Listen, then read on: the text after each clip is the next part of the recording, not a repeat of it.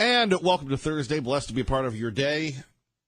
And just to let you know that if you're going through some trying times, that if you've got a big event today, you're in our thoughts and prayers. You're in our thoughts and prayers every day. And know that you're not alone here in the Treasure Valley. Know that you have friends. Know that we're with you. You know, the blessing of our great event at Dave & Buster's was the fact that you could see that we're not alone, because the mainstream media wants to isolate, alienate us. But those people driving in today, maybe it's a big event for you. Maybe you're feeling a little anxious. Don't worry. We're with you in our thoughts and prayers.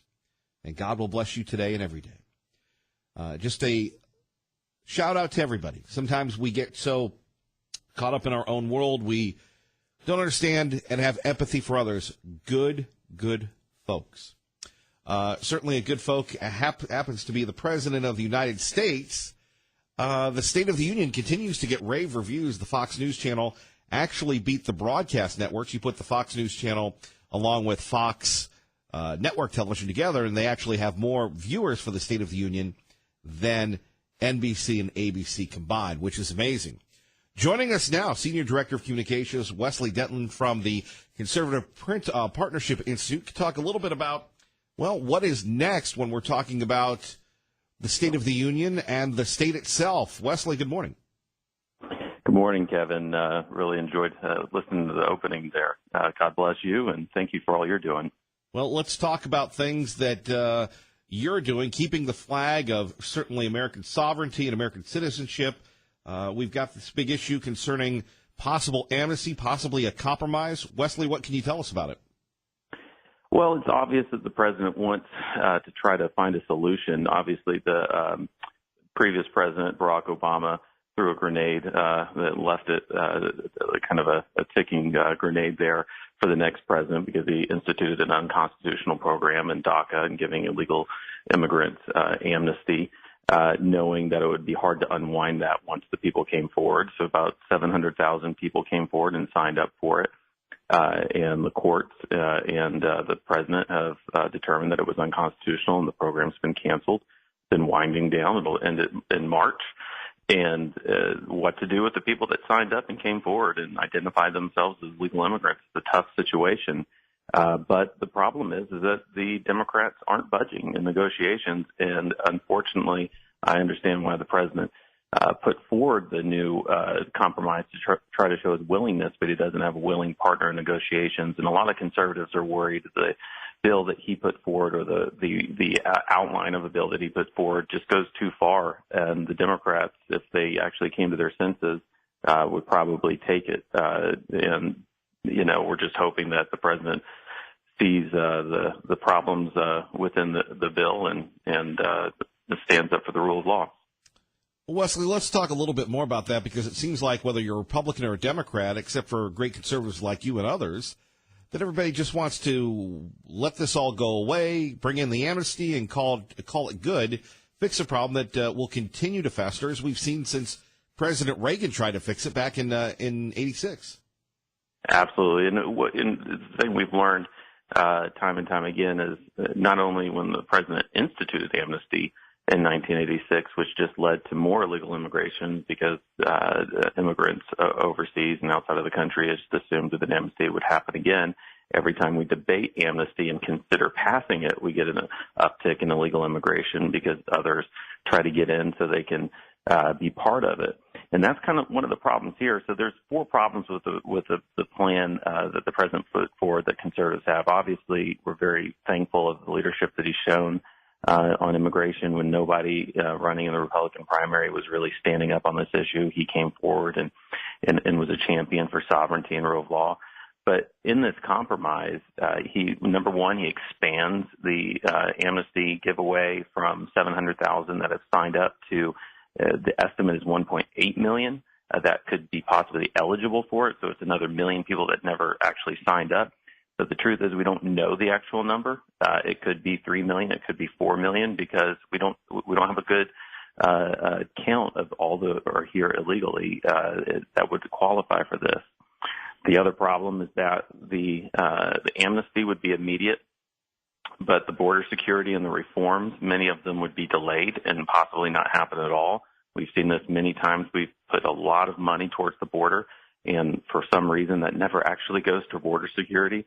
And the border is still porous, and the wall never gets built, and they always find ways to do that. And that's why conservatives have long fought for the border to be secured first before anything's done with those who are here illegally, so that we know that the problem won't compound upon itself. The other problem is the chain migration, which the president rightly has identified as a huge problem. So previous amnesties, if you institute an amnesty, the problem is if you allow chain migration to stay in place, that multiplies the amnesty by 3 to 4 times, because it allows illegal immigrants who get amnesty to sponsor their family members, and they usually sponsor 3 to 5 family members per person. And these are distant relatives sometimes, and a lot of times the countries that they're coming from don't have good records, so we don't know if they're actually relatives. We're just taking their word for it. And so the problem is that the president has said that he won't end chain migration in this deal until the current backlog of chain migration is dealt with. That means an additional 4 million people that we know of that are in the chain migration waiting line would actually be part of this amnesty that would come in. And that could take 10 to 20 years to clear that backlog of 4 million immigrants waiting to come in through chain migration. And that the main estimate that we've heard is about 17 years to be exact. And if that is the case, you're talking about at least 3 to 4 presidents from now, possibly, and hoping that through the different ups and downs of Congress and different presidents, that they would actually keep to that promise of ending chain migration, which appears to be unlikely. So there's a lot of problems with this, and I think the president was right in what he said on the campaign trail, and he's right in what he's trying to do now in trying to find a solution. But the problem is he doesn't have Democrats that are willing to negotiate with them, and he's already giving them far more than the American people understand that's being given away. Wesley Denton joining us from the Conservative Partnership Institute. Kevin Miller in the morning at KIDO Talk Radio. Why can't we just say no? Is it because of the liberal pandering, the emotional outreach? And Wesley, when we take a look at the president, it's a big reach going from 700,000 to 1.8. Right, and as I said before, 1.8 is an estimate. We don't know how high that number could be. It could be 3 to 4 million. They're just estimating 1.8 would be eligible. Well, I tell you what, Washington's a swamp. The president was right. It's a difficult place to be. In our talks with conservatives and White House officials, we've been encouraging the president to maybe not go to Davos, but go to Idaho and Ohio and Pennsylvania and go to those places and get back there amongst the people to hear from them, because you get stuck in Washington and the pressure is immense. There's not a lot of conservatives here. The pressure is all from the liberal big government side, from the media, from bureaucrats, from everybody that they're meeting with and hearing from. And it feels like you have to do something on these liberal policy proposals. But once you get out there, this happens every time. We've had amnesty brought up year after year since 2007 and then 2012 and then 2014. And every time amnesty has been brought up and it feels like we have to do it in Washington and everyone's clamoring for it, once they get to go to an election and people get out there amongst their constituents and the actual voters, they realize it's unpopular, people don't want it, and suddenly they reverse course. And then in a few years after the elections, they feel like they have to do something again. So it's really the swamp of D.C. that people just start feeling that pressure, and that's what we do. That's what we're here for, the Conservative Partnership Institute. We try to support and train and equip conservatives to stand strong against the swamp. When we take a look at people in Congress that you can rely on, can you name a few?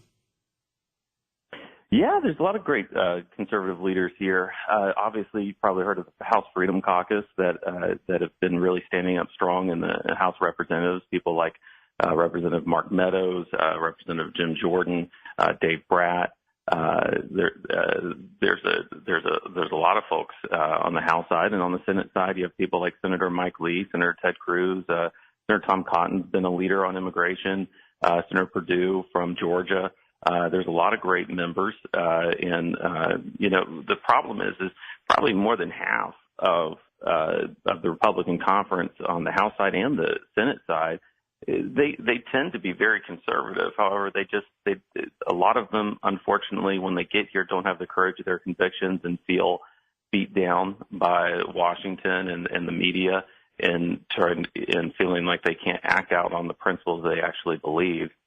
And that's why in times like the Tea Party in 2010 and the pushback on the president's DACA amnesty in 2014 and the election the last time in 2016 with Donald Trump, when people feel that the American people are with them, then they have the courage to take on the media and the elites and the establishment in Washington.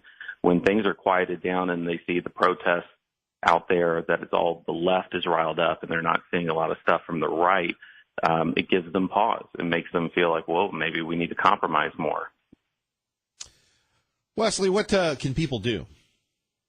Well, I think they can call their member of Congress and let them know how they feel on the issue. I think they can write letters to the editor. They can call into shows like yours, especially when their member of Congress is on the show, and let them know how they feel. They can also just get motivated and do what patriotic Americans have been doing for decades, and that's vote at the ballot box and let them know how they feel on these issues and support those that they feel are going to stand strong for the principles they believe in. And I think that's something that's just, as American as apple pie, and people need to continue to be engaged, not be discouraged. I think if you watch the President's State of the Union, it's very heartening for people that feared there was going to be a Hillary Clinton presidency to instead see a president of the United States who's unafraid to stand up in the middle of Washington and proudly talk about the principles of freedom and defend the American people unapologetically. So there's a lot to be hopeful about. There's a lot that's going right. We just need to not rest and to keep the fight up and keep supporting those who are standing up for the principles that we believe in. Wesley, we'd love to have you back. Thank you. Absolutely. Take care, Kevin. Take care. All right. Wesley Denton joining us. You're listening to Kevin Miller on KIDO Talk Radio. And blessed to be a part of your day, Kevin Miller in the morning on KIDO Talk Radio.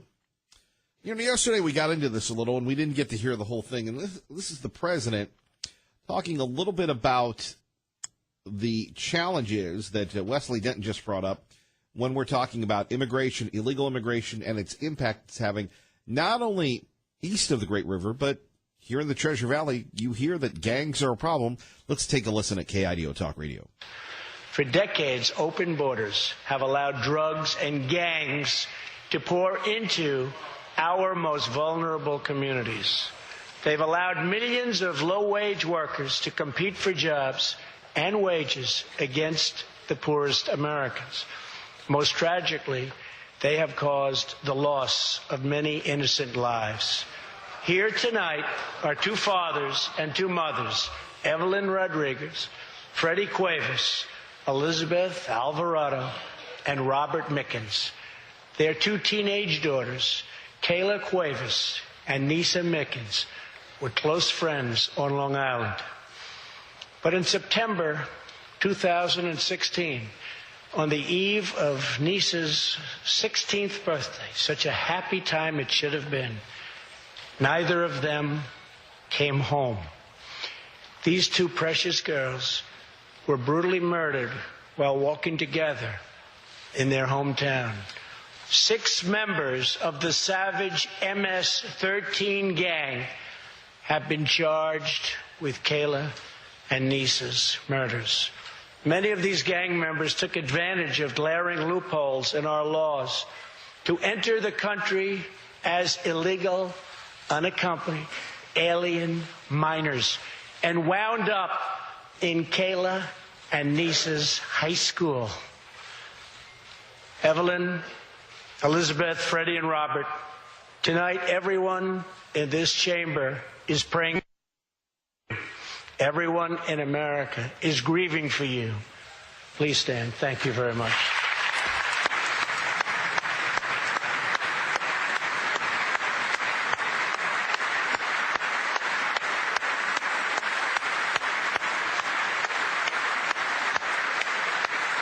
And again, a very emotional moment at the State of the Union. Now, you'd think that would be sacred, right? You think that would be sacred. But again, we'll hear the Democrats criticize the president much more. 20 million hearts are right now breaking for you. We love you. Thank you.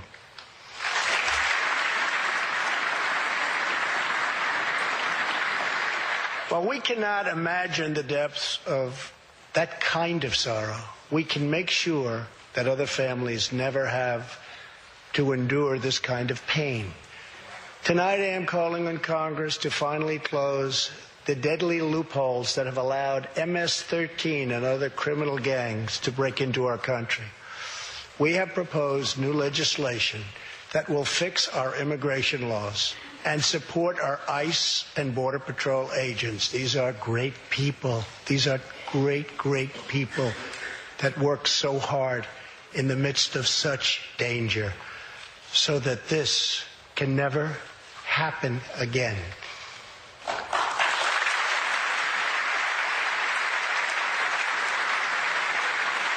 And there we have it. A great reaction, right? Coming up next, the Democrats have an issue with it. You'll hear it, then we'll get your calls at 580-5436, 580-KIDO. First, it is... Thank you, Larry. Appreciate it. Phone numbers here, 580-5436, 580-KIDO. So what would you think would be the Democratic response to what President Trump said, which was the truth, that these folks, these gangbangers, have to go? Personally prosecuted everything from low-level offenses to homicides. As the Attorney General of California, one of my main areas of focus was going after transnational criminal organizations who are engaged in trafficking guns, drugs, and human beings. MS-13 is an example of some of the worst of criminal gang behavior. To equate that with Dreamers and DACA was completely irresponsible, and it was scapegoating, and it was fear-mongering, and it was wrong.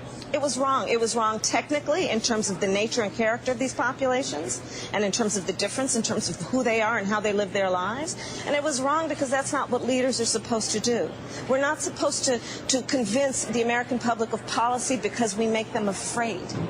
And that's what this president apparently thinks he needs to do. You know, she reminds me of former President Barack Obama. And you hear this, never mind the victims of gang violence. Never mind the victims of MS-13. Never mind the victims, the people that have been terrorized and continue to be terrorized by people that should not be in this country at all. And you want to go back to Obama, elect Kamala Harris from California. But at 580-5436, 580-KIDO, the president was right on. It's such a different world. I mean, we've had 8 years of former President Obama indoctrinating us that America is wrong. When you heard that speech, have we ever heard a politician spell it out like Donald Trump is? I mean, people call people that back the president deplorables, the Trumpsters, or what have you, right? Let's go back to the Reagan Revolution. That's what we're seeing here. And thank goodness, Katie barred the door now more than ever. But I mean, to identify things, you just can't ignore it. Haven't we become too touchy and feely already? And when you have family members that are terrorized or even worse, then something has to be done. And that's what the president's doing. Too often we've been in this mamby-pamby metrosexual malaise. It's time to go back to, Archie Bunker's America or George Jefferson's America as opposed to Justin Bieber's America. Right? That's what the president's talking about. Now, the idea of 1.8 million is absurd. DACA, unconstitutional, case closed, time to go. I mean, you can't make things up as you go. I would like to do that. I can't make that things up as we go with Mrs. Miller. I can't make it up with the Jeff the Suit. So why should we do that at the highest levels of government, right? To Jim in Boise. He starts us off this morning with Kevin Miller at KIDO Talk Radio. Good morning, Jim. Morning, sir. How you doing? Great. You're hitting it so on the head, but just a comment to kind of take what you're saying a little bit farther. The same way President Obama was, they're complaining about President Trump mixing up the Dreamers and MS-13 gang members, saying it's unnatural to mix the two. not all the population. President Obama did the same thing with police officers, saying that all cops were against black people, or how black people look. They see them in that light, characterizing all cops as the violent type or the bad eggs. We know that there's bad eggs, bad cops out there, but he was lumping them all together. President Trump wasn't doing that with the doctors and the dreamers. He was just saying the ones that are in here who are doing the crimes and the illegality. If they're mad about President Trump doing that, they didn't say anything about President Obama doing it with the police officers, for all the years he did it while he was president. And let's face it, President Obama caused a lot of issues with law enforcement. And that's still going on to this day, yeah. You're right. You're right, sir. You're right. But just to carry on what you were saying, I mean, they're upset about what he said. They didn't say anything when President Obama did the same thing with police officers for all those years. So that's just my parallel. If they want to get mad about one, they should get mad about the other. Everybody vilifies the police officers until they need them. Exactly. Jim, thank you for the call. Have a good morning. God bless.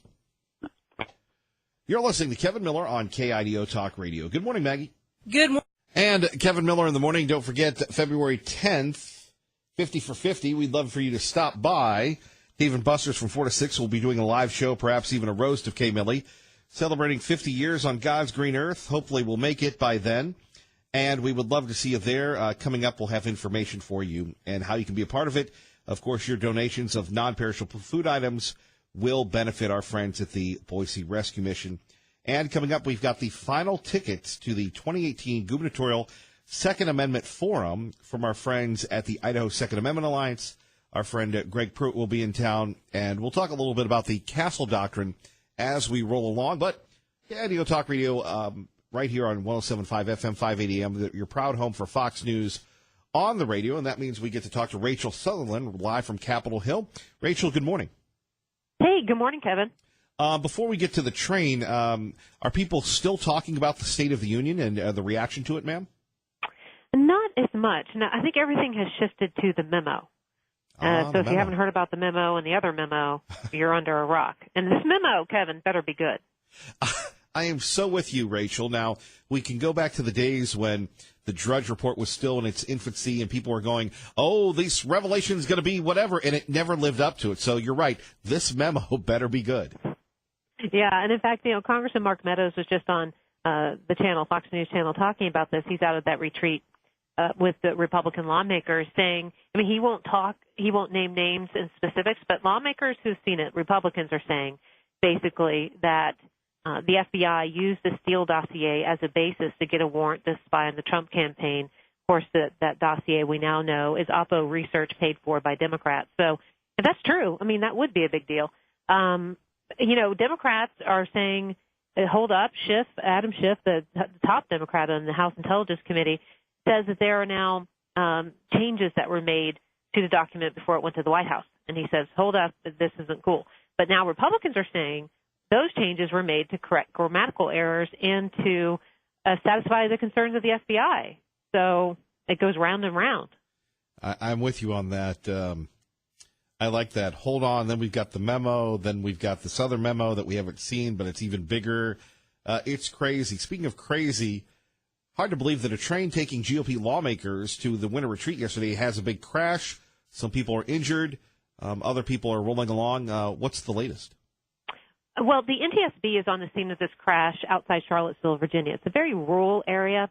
I've lived in Virginia most of my life, so it's been down that way. And at this point, it appears that this is just a tragic accident. One person died, and that person is believed to have been in the truck. But the final cause won't be determined for some time because, as you know, the NTSB never does anything fast. So I've heard also that there have been other accidents in that area. I don't have that confirmed, but that there could be a problem with infrastructure in that area, which is interesting because the Republican lawmakers at this retreat will be talking about infrastructure as well as immigration and other issues. Rural America really does have problems with this infrastructure, and it's one thing that the president has vowed to change. But anyway, we expect to hear eventually the cause of this accident, but at this point it appears to be just a tragedy, although people did automatically start thinking, the congressional baseball shooting last summer, and it was just a scary few moments. Rachel, we appreciate you. Watch out on the train. Thanks, Kevin. Thank you. By the way, Congressman Labrador and his wife Becca were on the train. They report that they are fine. And speaking of the congressman, We've got fundraising reports from all the major contenders. We'll get the thoughts of Dr. Ahlquist. He'll join us in the 8 o'clock hour. State Representative Christy Perry will join us in the 7 o'clock hour talking about her campaign for Congress and what's going on in the legislature. Let's go to the phone calls, and we go to Peyton from the Young Conservatives of Idaho. Good morning, Peyton. Good morning. So I just want to talk really quick about the Dems' reaction. It's becoming really apparent when I watch these highlight videos. I'm catching things I didn't catch when I first watched this speech. They are really showing their true colors, that their hatred of Donald Trump trumps their love for America, and it's becoming very apparent. And if people don't wake up, we have another election coming. I'm worried that I think one of the only reasons Donald Trump won the presidency was because liberal tactics backfired and the polls were wrong. They didn't realize how bad they had to cheat to win against Donald Trump. Hillary thought she had it in the bag like she did against Bernie because the polls were right when they were dealing with Bernie. But anyway, to move on, I also wanted to warn you about something. I don't think you should do a roast. Not because I think people will be mean. To have a roast, Kevin, you have to have people that hate you, that are willing to make jokes about you. It might turn into a butt-kissing contest if you have a roast, because there's no one that hates you, Kevin. You're a great man. I think you should win the Man of the Year award for sure. I could only hope to be nominated for that one day. God bless you. Anyway, Peyton. thank you. I appreciate it. Thank you. Boy, what a nice young man, and certainly appreciate his military service. By the way, I want to thank our friend FedEx Jay, who messaged me on Facebook. There's a story going on around Holman Trucking, Holman Transportation. There's some issues there in a news story. I know the Holmans. I have known them for years. They are a good family, a great business. They're always running ads, employing local people. And when these issues happen, sometimes things can be miscommunicated. I'll tell you a little bit more about that. But again, when it comes to supporting things in Canyon County, when it comes to supporting local businesses, Holman Transportation is the best, and we appreciate them so, so much. Back to the phones, and we go to Cindy in Caldwell with Kevin Miller at KIDO Talk Radio. Good morning, Cindy. Good morning, Kevin. Well, I am on that train with Peyton for that acknowledgement of your ability to, I say, lead a radio station and get together, people that are conservative. I just wanted to say something about the immigration and illegal immigration and aliens without status, illegal aliens. I thought it was beautiful that the president was able to bring those grieving parents together, and it was a very poignant moment. It was a cameo when the father of one of the young ladies who died looked to I don't know what branch he was in, the soldier, I'll just say soldier, who had run into a building that had an ID. One of his comrades was in there, and our military, they will leave no one behind. And as a nurse, I sat there astounded. This man had intubated the man in the building, had done CPR, something astonishing, had kept him alive, he actually did sort of like a little mini operation there for, I would say, over 20 minutes. And the dad looked at the man, and he just was so proud of him. And, they were just looking at each other. And sometimes people who have had great sorrow and tragedy need to come together, as opposed to the photo ops, tragically that when Adam Lonzo, actually a very mentally disturbed young man, did what happened in Newtown, the president just did this gun thing and had all those photo ops up there. So it doesn't surprise me, the evilness that's out there when you have seared hearts, seared consciences, and can't get out of yourself for the better, for the good. So I thought the whole evening, not only watching it, but I was very proud of our president. I think he has the pulse of this nation. And I, too, am so glad that Congressman Labrador is okay. And I just want to tell you, the Pulse of Idaho, a lot of people, although I'm making calls from their call center on, putting together a pro-life coalition, the reality is, when I say to people in Idaho, in all these different counties, what are your issues? It comes out a lot. because, these people that are here have already, I say victimized the taxpayers.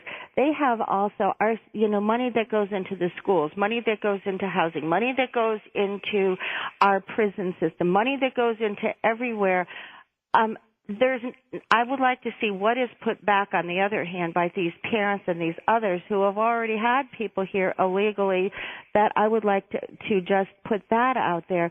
But a lot of people in Idaho have done, and other states around the nation, have really paid, a lot of money for people that have chosen to come to this country illegally. So I'd rather go back to you, Kevin. I'm on the train for you to be acknowledged for your efforts to just keep on keeping on with the conservative voice in Idaho. So you have a great day there, and I will see you at your celebration. We'll see you at Dave and Buster, Cindy, and, we're just a reflection of everybody else. I appreciate the props, but we love you, we love everybody, and our job is to keep the rally going. So you take care, okay? I sure will. Okay. Keep on keeping on. Bye, okay, Kevin. bye-bye. God bless you. God Bye-bye. bless you. Bye-bye. Let's go to Liberty Linda at KIDO Talk Radio. Good morning, Liberty Linda. Good morning, Kevin. Always nice to hear Cindy. We were able to give each other a big hug Tuesday night, which was nice. And anyway, during Tuesday night, we could see the battle between good and evil, is what I thought. In this State of the Union address, it was so evident. Every time the cameras panned over to the Democrats, I couldn't even believe it. When the Democrats couldn't even show compassion for those special individuals that President Trump invited. I don't know if you saw it as well. I thought it was very evident. Anyway, hopefully it woke up many that have been asleep of the awful situation we are in. I believe this nation was founded for good in this world. And we heard that goodness once again in our president's voice, a voice that loves this country. And Kevin, we love you. We love how you bring us all together and the common sense you make. Every morning we hear common sense from your show. And anyway, there are some of the very best people in this country that calls into your show every day, every morning. I know I love hearing from them. And so anyway, I just want to thank you for the wonderfulness that you bring to us here and how we're looking forward to hearing and meeting your mother and your father. I always love whenever she calls in. Well, she's in country now, so we're doing our very best to kind of bring in the big draw. So yes, they will be there. I think there'll be a surprise appearance from the other Mrs. Miller as well. I think my wife will be there. Oh, that would be wonderful. I haven't met her yet. Yeah, well, I know she has to be very special. She's a flower mogul, so we'll see if we can. So anyway, your family feels like our family as well. We just feel that we're one big family, and that's what you bring to us here. And so we certainly appreciate that. And we love Ray and Maya also. He is certainly a big part of everything. And He is. Yeah, he is. And his love of his family. So anyway, like Cindy always says, just keep on keeping on. I thought you were going to say Cindy always says bye-bye. Well, so anyway, okay, well, I'll say bye-bye, and thanks to you for everything. We'll see you the 10th. Okay, looking forward to it. Okay, bye-bye. Bye-bye. Coming up, Hank Arvell and possibly Liberal Steve and State Representative Christy Perry will join us in the 7 o'clock hour. We'll talk about her campaign for Congress. You're listening to Kevin Miller on KIDO Talk Radio. And rolling along, Kevin Miller in the morning at KIDO Talk Radio. Arvell in Fruitland, good morning, sir. Good morning, Kevin. I've been listening to Trump's speech a number of times, and when he says we'll make America great again, I'm not sure what he really means. And I'm hoping, and I think he means well, but I'm hoping he means making America good again, or gracious again, or even godly again. Because without God, we're doomed, okay? And so I would just like to know what is in his heart concerning that. I read a scripture in Psalms 127 where it says, unless the Lord guards the city, the watchman keeps awake in vain. And we were talking earlier in the program about the swamp. And I believe it's too pervasive to deal with it at this point. That's not a popular thing to say, I know, from what we're hearing, but the reality is that the left does get its way before Jesus returns, and we do end up in a one world order with a global government, but it's not going to be a utopia as the left thinks it might be. It's going to be hell on earth, and we will have to endure that. I know a lot of people, Christians especially, are saying that, well, God will rapture us out before the tribulation, but that is not scriptural. And there's this escapist mentality that we have, and what I am encouraging Christians to do is to have the martyr mentality, because in the end, or towards the end, we will be martyred in this system, because they're not going to tolerate the likes of Christians and anybody that goes against their philosophy. So I know this is a hard word. I know it's not well received, but I'm going to say it, and I can back it up because I'm following what's in the script, and I'm referring to the scriptures. And if anybody wants to discuss it with me, I'm more than glad to do that with them. So anyway, I'll leave you with that. I'm praying for our country. What we do need is a national revival, but we're going to have to get rid of the people who are out to destroy us, and that's not going to be a very easy task, obviously. Arvell, thank you. All right. Bye. Bye-bye. Traffic and weather together. And to Hank in Boise. Hank, thanks for your patience on KIDO Talk Radio. Good morning. What I'm pointing out, and this is something I left out in my phone call yesterday, is that the dangers for the black community in terms of hyper-partisanship and identity politics is that one of the patron saints of abortion, Margaret Sanger, Planned Parenthood, was the one that promoted abortion.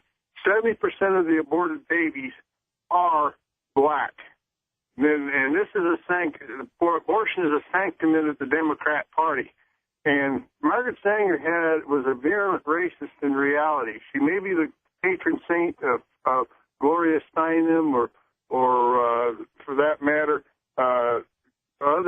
and Gloria Allred, but she believed in sterilization for undesirables. She believed in abortion as a means of getting controlling undesirables, and this is a woman whose philosophy, even though this is an overused analogy, it borders on the Nazis in terms of her actual. And then the Democrats treat her like she's the Virgin Mary. And one more point before I get off the air. The whole point of the Democrat position on immigration and stuff is to turn the rest of the country like California. California is an example of what will happen to us if we don't get a handle on this. And what we have as our country will become like California, and it will not be pretty. Hank, thank you for the call. Well, thank you. Bye. Bye-bye. Cindy in Boise with Kevin Miller at KIDO Talk Radio. Hi, how are you this morning? Oh, great. I've never called in on a radio station before, but I'd heard on this morning a gentleman had called in, I guess it was from yesterday, that I wanted to comment on. And he was talking about, where churches could become more political, and I totally disagree with that. I go to church for spiritual healing, not for politics. And the day all churches start becoming political is when I quit going to church. Duly noted. Thank you. Thank you, Cindy. And Liberal Steve joins us now at KIDO Talk Radio. First, I'd like to point out Hank's out-and-out lie that 70% of the children aborted are black. The CDC puts out a report every year, and it's still running 35% for blacks. So, Hank, quit with the lies. Number two, Kevin Miller. 900 Dreamers right now, at this moment in time, would have to be discharged from the U.S. military because they're not U.S. citizens and go back to Mexico. And over the last 10 years, 26,000 served in the U.S. military as Dreamers, and they had no guarantee of citizenship once their service was over. And I haven't looked up how many have passed in battle yet. And yes, MS gangs are terrible. We will rid the country of gangs. You have white supremacist gangs. You have Mexican gangs involved with the cartel. You have all that. These are evil people. Evil people always find a way to sneak in with the good. So stop the rhetoric. So you don't make it easy for them. Thank you, Liberal Steve. Appreciate it. Fox News is next, then Representative Perry. You're listening to Kevin Miller on KIDO Talk Radio. Good morning.